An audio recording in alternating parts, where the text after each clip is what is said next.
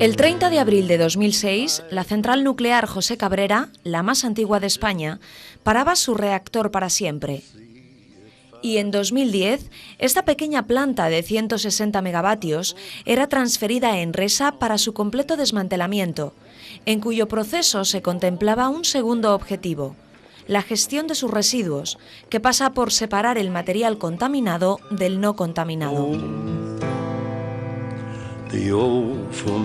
La actividad principal de una central nuclear se centraliza en el edificio de contención, el famoso de la cúpula naranja, el que alberga el reactor, donde ya han comenzado los desmontajes radiológicos. Junto a él está el antiguo edificio de turbinas, hoy convertido en un gran contenedor de hormigón, donde van a parar todos los materiales que genera el desmantelamiento, que se almacenan de forma temporal hasta que son transferidos bien a la planta del Cabril, en Córdoba, bien al ATI, dependiendo de su catalogación. De las 400 toneladas de residuos radiactivos que saldrán del reactor, 360 serán de baja actividad y están destinadas al Cabril, mientras que las 40 restantes son de alta actividad y se quedarán en el ATI. En este punto vienen los camiones a recoger los residuos que bajan desde la planta de arriba, donde está ubicado el almacén de residuos. A través de una cavidad excavada en el muro descienden los contenedores con los residuos que se depositan en los camiones, y desde aquí los camiones parten directamente para transportar esos residuos hasta el Cabril. El desmantelamiento de una central nuclear es un proceso industrial organizado en diferentes etapas. Hay diseñadas 5 fases en total, desde la inicial, denominada fase 0 o de caracterización, en la que se descontaminó el circuito primario y se extrajeron los combustibles, hasta la fase 4 de restauración, que contempla la restauración ambiental de la zona donde se ubica la central y tras la cual el edificio habrá desaparecido por completo. Las fases 0 y 1 están finalizadas. En esta última, llamada de modificación, se desmontaron y sacaron las turbinas y otras piezas de gran tamaño, todas ellas catalogadas como material no contaminado.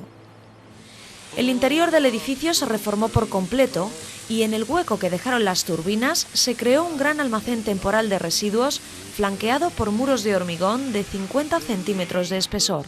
Recordaréis, los que hayáis estado aquí hace un año, que lo que veíamos aquí en ese momento eran las turbinas a medio desmontar y los huecos que iban quedando después del desmontaje de esas turbinas. Ahora lo que queda, bueno, pues eso ya es lo que vemos, es la reforma que hemos realizado en el edificio y bueno, pues la parte superior de este almacén que hemos visto. Lo que veis aquí arriba son las losas, que son losas removibles que se retiran y se ponen cada vez que haya que mover contenedores en su interior. Esto es la configuración que estará cuando estemos operando como tal el almacén, cuando estén allí los contenedores. Precisamente los muros de blindaje se han diseñado y se han construido para que si efectivamente esta visita la hagamos el próximo año, la podemos hacer en las mismas circunstancias. O sea, esto va a ser, digamos, zona libre, aunque ahí hay residuos radiactivos. Precisamente los elementos de blindaje hacen que nosotros podamos estar aquí libremente. Bajando una planta llegaremos a otra zona modificada durante la primera fase del desmantelamiento, el llamado túnel de transferencia, donde se recibirán las piezas procedentes del reactor, perfectamente selladas en contenedores de hormigón, y serán transportadas por unos raíles hasta el almacén temporal. Como veis, esta comunicación la hemos terminado ya, lo cual nos permitirá que las cestas que provienen del edificio de contención con aquellos residuos que tenemos que acondicionar en los contenedores de hormigón puedan venir a través de este camino. Como hemos visto y os acordáis en la animación, esas cestas venían en una campana roja. ¿Os acordáis la campana roja? La campana roja la depositaremos en un carretón y ese carretón se deslizará hasta esta posición. A continuación, lo que haremos es levantar la campana roja con la cesta. Previamente habrá entrado el contenedor de hormigón en donde vamos a meter esa cesta. Una vez que le echamos el hormigón y una vez que todas las piezas quedan inmovilizadas, volvemos a esta otra posición y le ponemos la tapa. ¿Os acordáis que todavía no la habíamos tapado? Ponemos la tapa, volvemos a esta otra posición y aquí hacemos la inyección del mortero de sellado. Cogemos el CSA, lo elevamos y lo posicionamos en aquella posición que está ya prefijada en el almacén. está el tiempo correspondiente que nuestro departamento de logística nos permita el poder enviarlo al Cabril, y cuando tengamos que enviarlo al Cabril haremos la operación a la inversa. Cogeremos con la grúa del almacén, posicionaremos aquí el contenedor de hormigón, lo llevaremos con un carretón hacia aquella posición, vendrá el carretón con el contenedor de hormigón. A continuación se posicionará la grúa en este área, cogerá el contenedor de hormigón, lo elevará, retiraremos el carretón y meteremos una góndola o el camión de transporte. Posicionará el contenedor de hormigón en la góndola de transporte y automáticamente se irá fuera de la instalación hacia el centro de almacenamiento del Cabril, previamente habiendo pasado por el pórtico de camiones. Everyone I know goes away in the end. And you could... Absolutamente todos los residuos que se generen durante el desmantelamiento han de pasar perfectamente sellados también por esta sala, donde a través de unos detectores especiales se determinará su grado de contaminación. Una de las actividades fundamentales en un desmantelamiento es hacer esa segregación de lo que es radiactivo y lo que no lo es, y para hacerlo nuestra principal ayuda es el equipo que tenemos aquí detrás, que es lo que denominamos un medidor de bajo fondo, que es capaz de detectar niveles muy bajos de contaminación en los materiales. Por tanto, nos va a permitir identificar aquel material que tiene niveles de contaminación que lo catalogan como residuo radiactivo.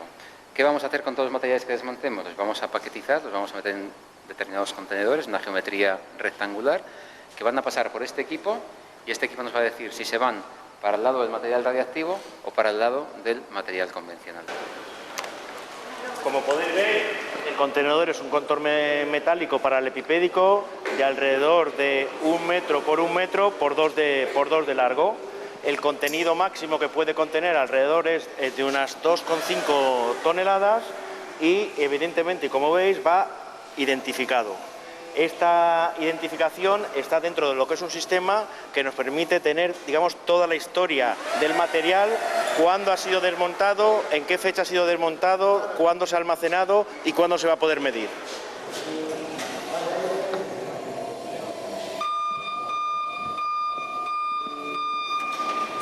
El proceso que estamos realizando es el proceso de pesaje y, como podéis entender, inicialmente necesitamos conocer el contenido en peso que tiene cada uno de estos contenedores.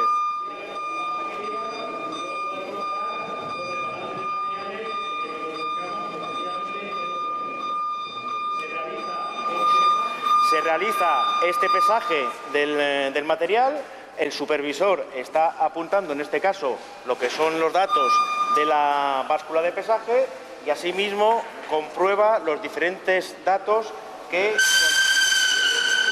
conlleva este contenedor. Una vez posicionado el contenedor en la plataforma, iniciamos el proceso de medida. El proceso de medida consiste en atravesar o medir este contenedor con estos 4 detectores que nos va a permitir poder evaluar el contenido que tiene radiológico este contenedor o estos materiales. Una vez obtenido el resultado, es un resultado numérico, ese resultado lo comparamos con una serie de niveles. Y esos niveles se comparan con niveles de desclasificación. Es decir, si estamos por debajo de esos niveles de desclasificación, el material contenido en este contenedor se considera como convencional y por tanto lo podemos gestionar como convencional. Si en algún caso, que ya os decimos y previamente, puesto que establecemos una serie de controles, ya sea en las unidades de intervención durante el desmontaje y de los diferentes pasos para poder conformar este contenedor, encontramos que están por encima de esos niveles de desclasificación, lo que de alguna manera hace que ese material se categorice como material de muy baja actividad y en este caso, al ser material de muy baja actividad, residuo radiactivo, iría al Cabril. De tal manera que este equipo nos sirve para poder caracterizar todos los materiales provenientes del desmantelamiento. La central nuclear comienza ahora la parte más importante de su desmantelamiento, la fase 2 o fase de desmontajes, en la que se extraerán los componentes internos del reactor y se retirará la vasija. Es lo que denominan segmentación. Dentro de estos desmontajes radiológicos hay 2 grandes apartados. Uno de ellos tiene que ver con la segmentación de la vasija del reactor y sus componentes internos, y otra gran parte con el resto de componentes radiológicos que no forman parte del circuito primario. La primera actividad es extraer dentro de este gran bloque que decimos que tiene que ver con el reactor, la extracción de los componentes internos del reactor. Son dos cavidades, una de ellas es la piscina de combustible, que es la que vemos aquí a la derecha, aquí es donde estaba durante la etapa operativa, el combustible gastado se iba dejando aquí, ya no está porque está en el ATI, ¿vale? Y lo que vemos aquí es lo que se llama la cavidad de recarga. Aquí debajo, inscrita en esta masa de hormigón, está la vasija del reactor. Esto es la tapa de la vasija. Normalmente, durante las operaciones de recarga, esto se llenaba de agua y aquí se procedía a la sustitución de combustible gastado por combustible nuevo. Lo que vamos a hacer ahora, lo que hemos hecho ya, como veremos después, es poner en contacto ambas cavidades para generar una única cavidad, una única piscina, en cuyo interior se va a proceder a la segmentación de todo lo que hay en la vasija del reactor. Para ello, tenemos que cortar este bloque que separa una cavidad de otra y tenemos que preparar el foso de combustible para poder acometer el corte, colocar una mesa de corte, colocar un puente desde el cual hacer las operaciones en remoto y después impermeabilizar las paredes y subir el nivel de agua. Hecho esto, podemos proceder ya a la extracción de los componentes internos de la vasija del reactor. La vasija del reactor está llena de cosas. Esto que vemos aquí es lo que nosotros llamamos en el argot técnico los internos superiores del reactor, que no son más que pues, una serie de tubos que permiten alojar o, digamos, colocar a través suyo los elementos combustibles. Lo que perseguimos ahora es mover esta cesta, que está aquí bajo agua y que contiene las piezas que hemos cortado aquí. Lo que perseguimos es mover esta cesta desde este edificio hasta aquí, hasta el interior de este contenedor, que es el contenedor tipo que vamos a utilizar para almacenar estos residuos en el Cabril. El corte se hace bajo agua porque el agua es un agente que blinda perfectamente la radiación y que nos permite trabajar en condiciones óptimas. Sin embargo, tenemos que sacar la pieza, esta cesta del agua, y llevarla hasta aquí. Lo que vamos a hacer es utilizar este otro dispositivo, que es una campana de blindaje, que va a permitir alojar en su interior esta cesta y blindarla de cualquier efecto al exterior. Así pues, esta cesta dentro de esta campana de blindaje va a ser izada hasta esta posición, se le coloca la tapa inferior y va a ser colocada, va a descender a través del hueco de equipos de contención hasta esta posición, desde la cual va a acceder al edificio auxiliar del desmantelamiento. Esta penetración ya ha sido creada, no estaba prevista durante la etapa operativa, y es un hueco que hemos tenido que abrir para poner en contacto ambos edificios. Aunque ya se han iniciado algunos desmontajes radiológicos, el 2% aproximadamente, las máquinas no entrarán en el reactor hasta principios de 2012 y el proceso durará unos 3 años. Actualmente los operarios trabajan en el acondicionamiento de las áreas destinadas al desmontaje radiológico. Dicho acondicionamiento está casi completo, al 90%, y está previsto que termine a finales de diciembre. En este momento se revisa la tela asfáltica que cubre las cavidades. La impermeabilización es muy importante, pues las piezas del reactor serán cortadas bajo agua. Se hará con una herramienta diseñada específicamente para tal efecto, diseñada por Westinghouse Suecia, y que habrán de manejar 2 operarios con 2 pértigas y desde un puente que les coloque en posición elevada.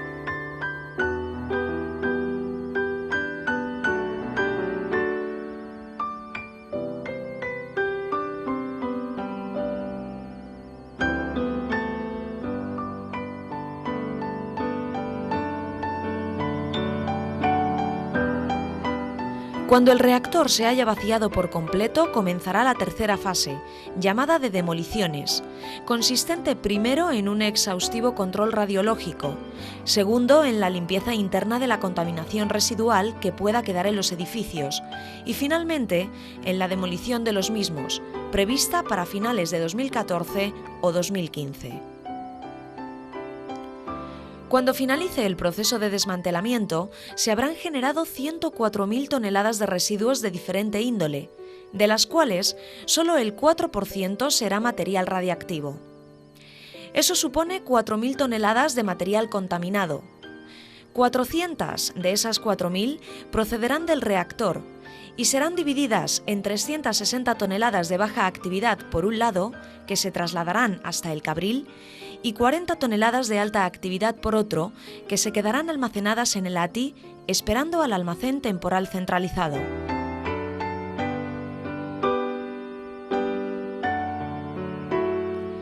El desmantelamiento de la central José Cabrera es un proyecto de cifras significativas. Si hablamos de residuos, hasta la fecha se han generado 3.692 toneladas, la mayoría de material convencional no contaminado, y hay 185 toneladas de material desclasificable. En cifras laborales, el desmantelamiento está siendo una actividad generadora de empleo. 296 personas trabajan contratadas, de las que el 70% procede de la provincia de Guadalajara y el 37% de los municipios mancomunados en torno a la nuclear. Además, el 80% de los empleados viven en el entorno de la central. Asimismo, hay 44 empresas trabajando directamente en la instalación y otras 127 que colaboran con contratos externos. Mas no sería posible la gestión de los residuos ni la contratación de casi 300 trabajadores sin un coste adicional. Los 135 millones de euros que le costará al Estado el desmantelamiento total de la central de Zorita, de los que ya se han gastado 42 millones. Es el precio que hay que pagar por deshacerse de los residuos radiactivos y la peligrosidad que estos conllevan, aunque ese ya es otro debate. Mientras partidarios y detractores de la energía nuclear siguen a tortas por la continuidad o el fin de la misma, en Guadalajara preocupa más el futuro de los residuos que almacena y almacenará el ATI. 140 toneladas de material de alta actividad entre combustibles ya almacenados y material del reactor que está por llegar, y cuyo destino final será el polémico ATC. Su ubicación sigue sin desvelarse, aunque el mosqueo en Guadalajara es generalizado.